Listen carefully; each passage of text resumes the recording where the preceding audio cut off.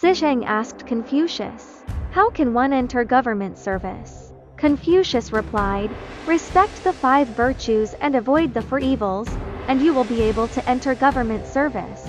Zizhang asked, "What are the 5 virtues?" Confucius said, "A gentleman is benevolent without being wasteful, hardworking without resentment, desirous without being greedy, composed without being arrogant, and dignified without being fierce." Zizhang asked, "What does benevolent without being wasteful mean?"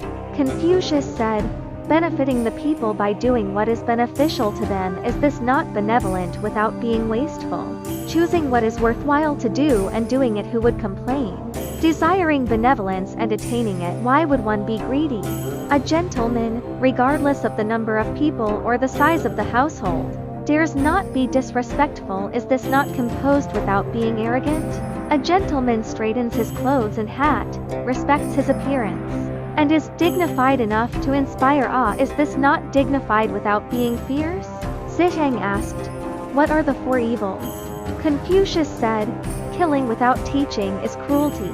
Expecting results without warning is tyranny. Delaying orders until the deadline is treachery. And being stingy in giving and receiving is being an official." Many of Confucius' disciples held official positions and frequently sought his advice on governance. Many previous chapters have discussed inquiries about governance, but this section focuses on Zizhang's inquiry. In his reply to Zizhang, Confucius famously proposed honoring the 5 virtues and rejecting the 4 evils, believing that only by following these principles could great order be achieved. First, let's discuss the 5 virtues. First, benefiting without cost. The relationship between the rulers and the people is not a zero-sum game. It's not that if the people gain something, the rulers must lose something. Whether economically or politically, as long as one benefits the people according to their own interests, a win-win situation is absolutely achievable.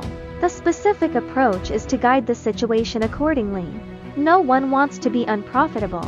As long as the people are allowed to benefit where possible, they will. For example, a small mountain village may be rich in fruit, but its poor transportation prevents the fruit from being transported out.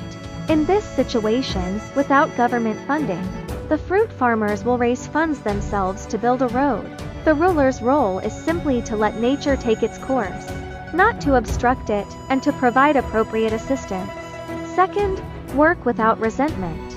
Human nature has a self-interested side, and those who are ordered to do things inevitably complain. However, if the actions of those in power bring tangible benefits to the people, why wouldn't they do it? For example, building water conservancy projects can reduce floods and provide some income to supplement household expenses. Even without money, the people won't complain. Third, desire without greed.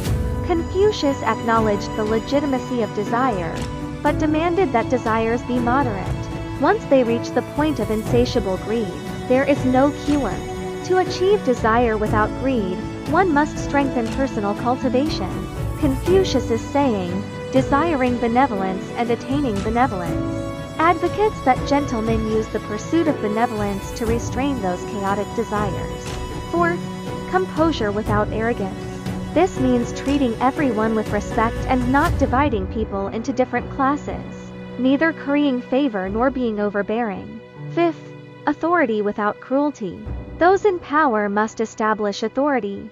Otherwise, they will lack influence when managing subordinates and issuing orders. To truly establish authority, one must first earn the respect of others. By behaving properly, straightening one's clothes and maintaining a respectful demeanor, one's dignity will naturally follow.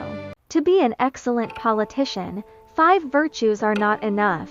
One must also avoid 4 kinds of evil governance. First, killing without teaching. The legal system of any society is built upon people's sense of right and wrong. The formation of this sense depends on education. If the people haven't been told what is right and wrong, they won't know whether their actions are legal or not, and therefore shouldn't be punished. Killing without teaching violates this principle. The people are killed without knowing they've done anything wrong. And this kind of evil governance is called cruelty. Second, demanding results without warning. Success depends on careful planning and proper arrangements beforehand. If nothing is said beforehand, but results are demanded afterward, this behavior is unreasonable.